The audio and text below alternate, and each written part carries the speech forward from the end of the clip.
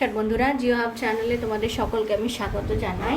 দেখো, আজকে যে বিষয় নিয়ে আমি আলোচনা করব সেটা হলো কেন্দ্রশাসিত অঞ্চল, অর্থাৎ ভারতের যে কটি কেন্দ্রশাসিত অঞ্চল রয়েছে তাদের নাম। এগুলি কালো রঙের যেটা দিয়ে আমি দেখেছি, তো ব্ল্যাক কালারে সেটা হলো কেন্দ্রশাসিত অঞ্চলের নাম, এবং ব্লু কালি দিয়ে যেটা দেখেছি সেটা হলো তাদের রাজধানী।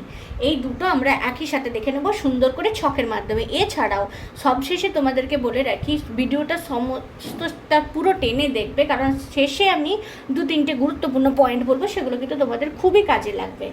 কেন্দ্রশাসিত অঞ্চল জিনিসটা কি, যে সমস্ত অঞ্চলগুলো আয়ত্ত কিন্তু কার অধীনে, কেন্দ্র সরকারের অধীনে। আমরা জানি কেন্দ্র সরকার, রাজ্য সরকার আর যৌথ সরকার। কেন্দ্র সরকারের অধীনে যে অঞ্চলগুলো রয়েছে সেইগুলোর পরিমাণ বা গুণ যদি আমরা বলি কটি, সেই গুণে যদি বলা হয় তাহলে 8টি। আর বর্তমানের দিনে কিন্তু দেখো, আমাদের ভারতে 28টা অঙ্গরাজ্য রয়েছে আর 8টি রয়েছে কেন্দ্রশাসিত অঞ্চল। এটা কিন্তু কনফিউশন সবারই থাকে যে কটা কেন্দ্রশাসিত অঞ্চল, কটা রাজ্য, বর্তমানে কটা। তো এই তথ্যটা মোটামুটি কিন্তু অথেন্টিক। আমি অনেক বই ঘেটে অনেক সহায়তা নিয়ে এটা করেছি, একদম পুরো তথ্যটা কিন্তু অথেন্টিক। তোমরা সে বিষয়ে কিন্তু কোনো কনফিউশন দেখো না। তো দেখো, প্রথমেই যার কথায় আছি সেটা হলো জম্মু কাশ্মীর। জম্মু কাশ্মীর ভারতের একটা উল্লেখযোগ্য কেন্দ্রশাসিত অঞ্চল। জম্মু কাশ্মীরের রাজধানী কি, শ্রীনগর। শ্রীনগর ঘুরতে যাওয়ার জন্য কিন্তু খুব ভালো জায়গা। জম্মু কাশ্মীরকে কিন্তু কাশ্মীরকে স্পেশালি ভারতের ভূস্বর্গ বলা হয়ে থাকে। এরপরে যে দ্বিতীয় নম্বরের কথা আছে লাদাখ। লাদাখের যে রাজধানী সেটা হলো লে। লেতে কিন্তু এখন সকলেই বেড়াতে যাওয়া, যেটা একটা উল্লেখযোগ্য ট্যুরিস্ট স্পট। এটা লাদাখের যে কেন্দ্রশাসিত অঞ্চল লাদাখ, তার রাজধানী কিন্তু হলো লে।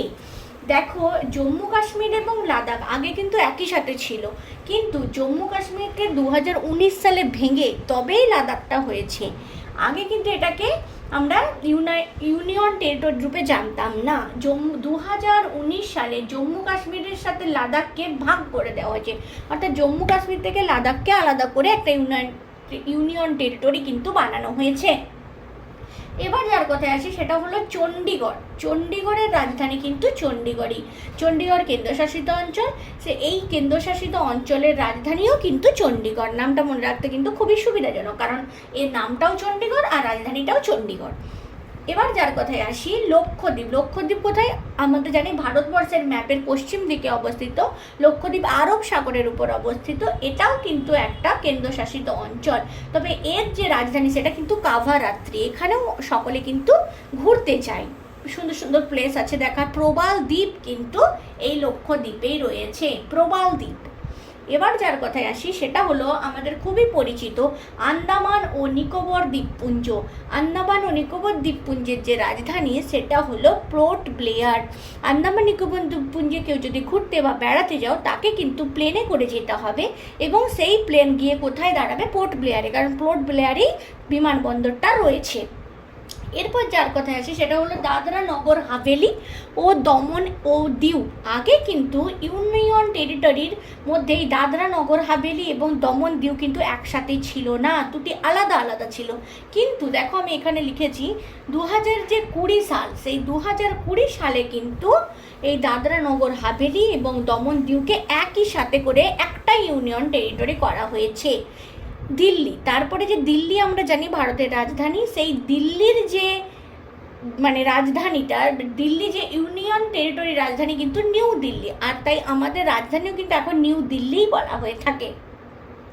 সর্বশেষে যার কথায় আসবো সেটা হলো পুদুচেরি। পুদুচেরি বা পন্ডিচেরি যেটা, সেটারও রাজধানী কিন্তু পুদুচেরি। দুটো নাম এক পেলাম, চণ্ডীগড়ের সাথে চণ্ডীগড়, দিল্লিতে নিউ দিল্লি, আর পুদুচেরির সাথে পুদুচেরি, দুটো কিন্তু তোমাদের খুবই সুবিধা হবে। এছাড়া একটা গুরুত্বপূর্ণ 3টে জিনিস তোমরা দেখে নাও যেগুলো আমি বলছি, সেটা হলো দেখো, যে যতগুলো ইউনিয়ন টেরিটরি রয়েছে তার মধ্যে সবথেকে বৃহত্তম ইউনিয়ন টেরিটরি হলো লাদাখ, সবথেকে ওপরে অবস্থিত, এবং সবথেকে বৃহত্তম হলো লাদাখ, এবং সবথেকে ছোট বা ক্ষুদ্রতম কি, লক্ষদ্বীপ, যেটা আরব সাগরে অবস্থিত। এবং একটা নতুন পয়েন্ট, যে এক্সামিনাররা সবসময় নতুন জিনিসটা খোঁজার চেষ্টা করে, যেটা সচরাচর কিন্তু তোমরা জানো না, সেটা হলো এই দাদরা নগর হাভেলি ও দমন দিউ হলো নতুন কেন্দ্রশাসিত অঞ্চল ভারতবর্ষের।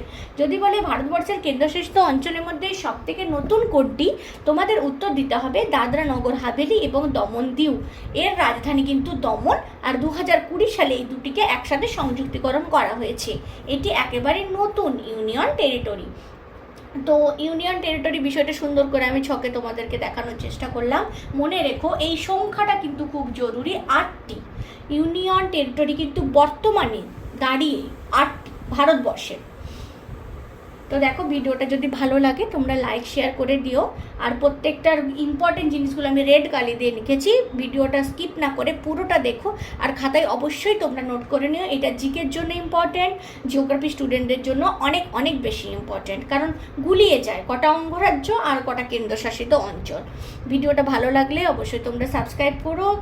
আর যদি নতুন হও তোমরা কিন্তু সাবস্ক্রাইব করলে নতুন নতুন আমি যে ভিডিওগুলো আপলোড করব সেগুলোর নোটিফিকেশন টপ করে তোমাদের কাছে চলে যাবে। অল নোটিফিকেশনটা তোমরা কিন্তু অন করতে ভুলে যেও না বন্ধুরা।